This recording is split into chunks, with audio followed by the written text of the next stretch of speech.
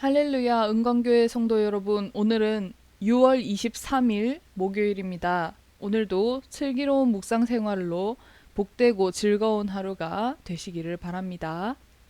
찬송가는 200장 달고 오묘한 그 말씀입니다. 함께 찬송하겠습니다.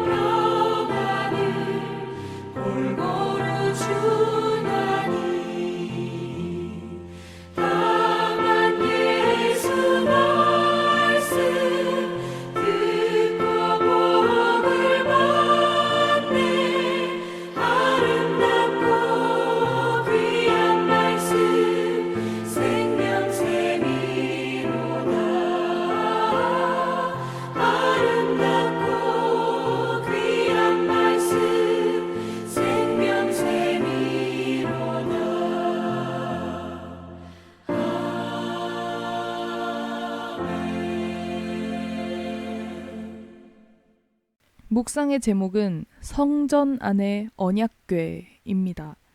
성경 말씀은 역대하 5장 7절에서 10절 말씀입니다. 오늘 본문은 솔로몬이 하나님을 위해 지은 성전이 완공된 직후의 이야기입니다. 개역개정입니다. 제사장들이 여호와의 언약궤를 그 처소로 메어 드렸으니 곧 본전, 지성소 그룹들의 날개 아래라.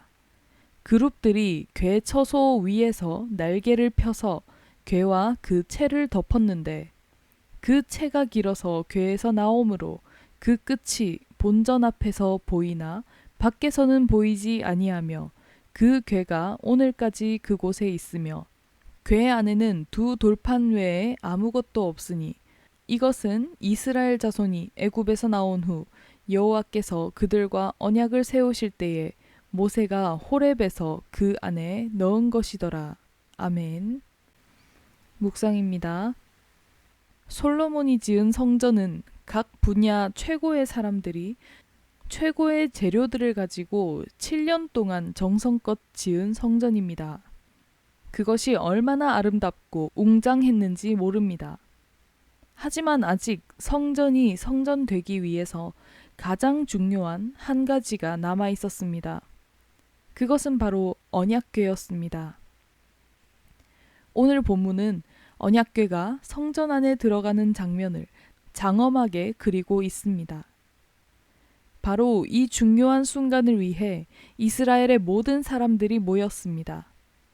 제사장들이 궤를 메었고 왕과 회중들은 많은 예물로 제사를 드렸습니다. 그리고 모든 악기들과 노래하는 자들이 일제히 찬양할 때에 놀라운 광경이 펼쳐졌습니다. 여호와의 전에 어느 순간 구름이 가득해진 것입니다. 사람들이 그 구름 때문에 능히 서서 섬기지 못할 정도였다고 합니다. 이는 여호와의 영광이 하나님의 전에 가득했기 때문이라고 성경에는 기록되어 있습니다.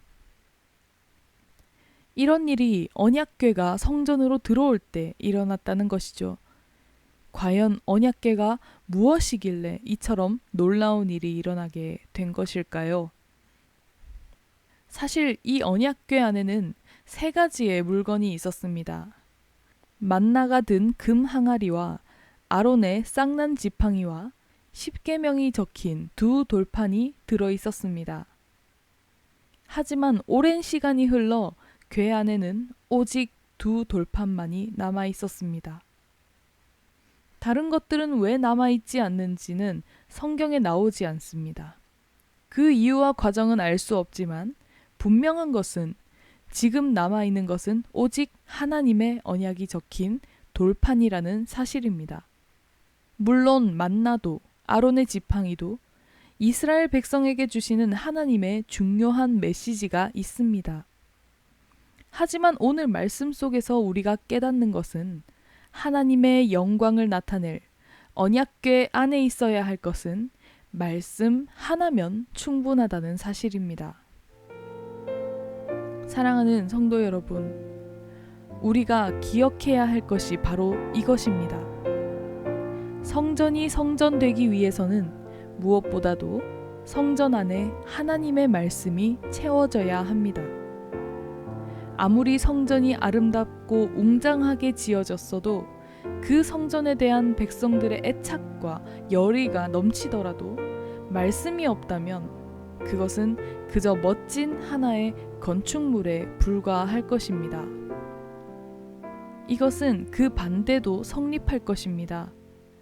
아무리 성전이 작고 초라하고 낡았어도 그 안에 살아계신 하나님의 말씀이 충만하면 그 자체로 성전은 성전되는 것입니다. 우리들 또한 성전이죠. 초라하고 부족해 보여도 이 안에 하나님의 말씀이 가득하다면 우리는 누가 뭐래도 존귀한 주님의 성전입니다. 이 사실을 기억하며 오늘도 말씀을 품고 하나님의 영광을 나타내는 성전으로 살아가는 저와 여러분 되시길 주님의 이름으로 축원드립니다. 기도하겠습니다. 주님, 귀한 주님의 말씀으로 우리의 삶을 채워가도록 인도하여 주시옵소서. 그래서 성전으로서의 정체성을 가지고 이 세상 속에 하나님의 영광을 나타낼 수 있도록 인도하여 주시옵소서. 예수님의 이름으로 기도드립니다. 아멘.